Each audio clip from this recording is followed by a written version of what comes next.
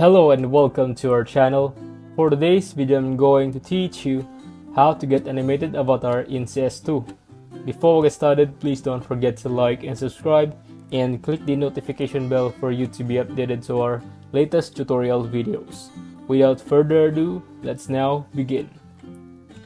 If you would like to have an animated avatar like my friend over here in CS2, you have to set it on Steam. Let me show you how you can do this. Unfortunately, in Steam, we have to purchase animated avatar. We cannot set ourselves our own animated avatar. In order to do that, we have to go to store over here and then go to point shop. Then over here, click on avatars.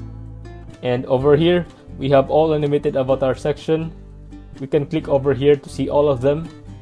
And now, once we decide which one we want to buy, we can click on it and then click on this button over here to confirm the purchase.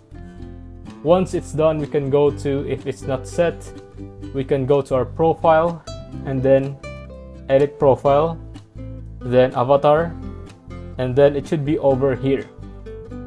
If you find this video helpful, leave a thumbs up, share to your friends, and hit the subscribe button. Thanks for watching, and I'll see you soon in the next video.